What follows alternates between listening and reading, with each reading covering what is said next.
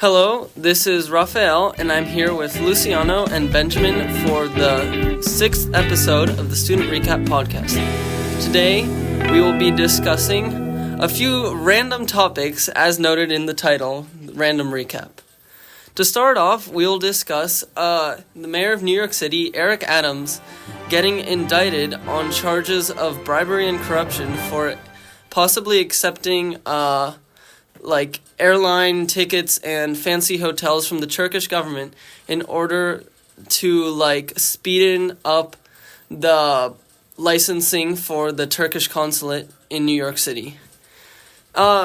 This indictment involves around $100,000 of possible money paid to Mayor Eric Adams, and 10 months prior to this, his phones were taken by the FBI because they were investigating him on possible charges that are now coming up now. Anybody have something to say? Well, based on this information, I don't find it too surprising that the mayor of New York is getting accused of fraud and bribery. However, I do think that people need to do better, especially with what's been happening in the past couple of years with government. And even though it is a smaller form of government and a smaller form of power, well, people still are greedy, so they also want that bribe. I definitely agree with this because, we don't want New York City to be like Gotham City as portrayed in Batman. Mayor Eric Adams, he actually went on a campaign that he was, gonna do better, and he, I believe he was ex-police, but he has a history of, wanting luxury items, and therefore, when the Turkish government allegedly told him, if you do this for us, then we'll give you blah, blah, blah. He, took the offer up a lot. And it just seems very likely that would have happened. Hey, Rafa, staying on the topic of power, do you personally think that there should be background checks for any known histories of corruption before we elect leaders, or no? Oh, yeah, for sure. Already exist. Wait, they already exist? Ben? Well, I mean, the court of public opinions, it'll show up eventually. Yes. So even if they don't, also this episode's going to be fun to fact check. They can just take witness testimony and verify it. Yeah. And then, as the mayor's getting elected in, there'll be... But even still, I think there should be, a official process instead of just the court of public opinions. Because even then, people don't really find everything on the internet. Mm-hmm. There's still stuff that's classified, so I think any investigation could help. Okay, next topic. So there's a port strike starting on the 1st of October. Which is tomorrow as of recording this. Yes, so this port strike involves 45,000 workers. This port strike involves 45,000 longshoremen who are protesting because their contract is up for renewal. The International Longshoremen Association is going on strike tomorrow. And it's estimated that the strike will cost around $5 billion a day that they are on strike, shutting down around almost every port in the East Coast and multiple in the Gulf of Mexico. So, longshoremen, what exactly do they do, just for context? They organize and move cargo as well as bring ships in, or they... more ships. Okay, so it's the guys in the tugboats, the guys in the cranes, the guys in the trucks moving those containers. Mm-hmm. Mm-hmm. Well, that's very fun. And won't that also lessen the amount of strictness? Wait, are there still going to be workers on the job, or no? Well, I believe that since it's a strike, there won't be many workers, so even at all. Yeah, because only it would non-union. It would lessen the strictness of what's coming into the country because those few remaining workers would have to work really hard and overtime in order There won't be very much coming into the country on the East Coast. Yeah. So because there's no one working at the ports. So they wouldn't those It pretty much just shuts down the ports that they're striking. Those manufacturers know not to order anything to be delivered to the East Coast. It pretty much just becomes first come, first serve for anything that's left. But even then, since all the workers would be going on strike, fact check me if I'm wrong, but it would not be very good for the economy. And I mean, it'll cost the U.S. economy roughly $5 billion a day, but also because the U.S. Most companies in the U.S. use stuff at the last minute that they need it to make sure they keep up with supply and demand-ish. So because they're not going to get any imports, prices are going to be significantly higher than they normally would be, and inflation's going to get worse, which is... It's just weird it's just interesting timing because the election's coming up. Also, what is the likeliness that these longshoremen will get their contracts in the way they want? Obviously, with the UAW and other labor unions striking this year for better pay. Do they have enough power? Do you know? I mean, the International Longshoremen Association will probably get most of what they want because of just how big the strike is and the effect of it. And so what they want is, they don't want automation in their jobs and they want more pay, is pretty much what they're striking for. Oh, and also a funny side note, pretty much 40% of cranes in U.S. shipping ports are Chinese made. And they could possibly be surveilled, though this is just speculation. I don't know. Rafa always trying to go down rabbit holes. Well, okay. They do make them cheaper than other European or American companies, so yeah, a few ports in the U.S. have them. But then again, most products nowadays are, if they're imported, Chinese, so it wouldn't exactly surprise me, but I feel that we should start going more domestic just because of political tension, and also we need to uphold our economy more, especially with this worker strike and how housing prices have been right now.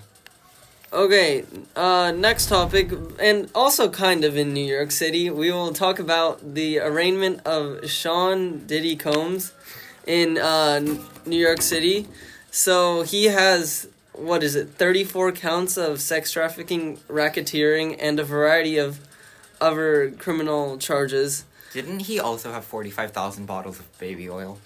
That number seems way too large. Yeah, his lawyer, in his explanation for why P. Diddy had that many bottles, is just because he said, and I quote, Americans just like to buy things in bulk from Costco. And then Costco, if I'm correct, responded saying, in none of our stores do we include baby oil. And also, as the prosecuting attorney, here's what I would do. I would be obviously he had this much power from being a musician. Why wouldn't he do this? Why wouldn't he commit sex trafficking? Yeah, because if you have that much power, it's just he can hide it, but now it came out. Are you trying to say that sex trafficking is okay, Rafa? No, I'm saying that it's very evident that he did it because obviously when you have millions of dollars to use... Are you trying to moralize sex trafficking? No, I'm trying to say that it's obvious that he did it because he had so much power and influence over other people. I mean, even That's though... a horrible defense. I mean, even though... It's not a defense. It is what more I would possible do to do it with more power. It still doesn't make it any more morally right. Yes, I wasn't trying to say that because... Oh, my bad. Yeah, I heard it's the end of the day. I heard defense instead of prosecution. No, I said prosecution. Yeah. I heard defense and I was... Okay, I say even if the... prosecution doesn't even give good evidence, the judge is still gonna say that he's guilty. But New York is a notoriously blue state, and they're notoriously, really light on punishing criminals. Yeah, but we all know he did it. Not the amount of celebrities that claim that they were at the Diddy parties. I would say 10% of the celebrities that said they were at the Diddy parties were there, but not all of them. Yeah, but then again, almost every single celebrity that has been with him has said, quote, ain't no party like a Diddy party. So that probably has to... even I think Justin Bieber said he was there. And Justin Bieber was, very, I would say immature at the time that these Diddy parties were allegedly occurring to possibly attend them. By any chance, is he also getting accused for pedophilia or no? Ooh, I don't know. Yeah, I mean, there's way too many these days to make sure, but Ben, being our fact checker, I'll get please let around us know. to it. And okay, I'm very confused why they haven't leaked the locations if they have found. Wait, have they found the locations of where the Diddy parties allegedly happened? I have no idea. Okay, well, if they find them, they should leak them because then, the police would already know. Then they could just go and test the DNA residue from 20 years ago. I mean, why would they need to leak them instead of just giving it to the police? Oh, well, the police have them and then they would leak them. Well, Because the public needs to know. Who wants to, buy an apartment and find out that sex trafficking and multiple heinous crimes were committed there? I mean, there's a lot of weird people in New York. You never know. Yeah, you like, never know. maybe your neighbor is like a cat lady with 50 cats. Like, you don't want to know that. Yeah. Next topic, we are going to the U.S. is pulling out of Iraq by 2026. Ooh, that's one. So, wait, Iraq, that was a big mistake. We should have never gone in.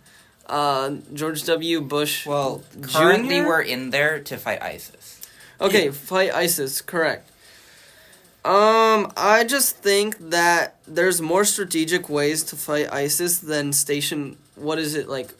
There's 40,000 U.S. troops in the Middle East. How many in Iraq? Mm-hmm. I mean, then again, I would have said it was a show of force, but since it's been going on for so long, at this point, I don't really know. Like the U.S. troops, they're really just there. It's not helping. Yeah. I mean, currently, I believe we're training the Iraqi military to fight ISIS on their own. Yeah. And we're supporting the Iraqi government. And I would especially say that it wouldn't be too bad of the idea to keep them for a little bit longer just because of tensions with Iran right now and Hezbollah. So. Well, I say Israel had a lot of chances to stop Iran, and they're kind of standing up now. Yeah. Because I believe it was during the 6-Day War or some other war in the past century that Israel almost was able to blow up a bunch of Iran's nuclear plants. They sent one pilot in undercover, and he was able to bomb one, but they're not sure if the hit was confirmed. So Hezbollah started attacking Israel, right? Mm-hmm. And then Iran publicly pledged to not back Hezbollah, which was interesting because Hezbollah is Iran's biggest proxy right now. Yeah, okay, so here's the funny thing about Iran. I heard somebody say Iran will fight until the very last Arab is dead. You know why that's funny? Because Iranians aren't even Arabs, they're Persians. Because they don't care about all the Arab militias that are proxies because they're just cannon fodder to them. They just use them to achieve their goals of destroying Israel. Not to be that person, but the last country to, say that had a, explosive ending. Reference to... Hiroshima and Nagasaki. Oh, Don't touch the boats. okay, Iran so... also found that out, but they seem to be forgetting that lesson. With Hezbollah, you have the pagers, correct? 2,000 Yeah. of them blew up, and many people's ankles, arms, hips were blown off, and they had severe... Didn't they blind around 1,000 to 2,000 Hezbollah fighters using the pagers? Yeah. Yeah. Well, They then the next day used walkie-talkies to blow up a few other people's eyesight.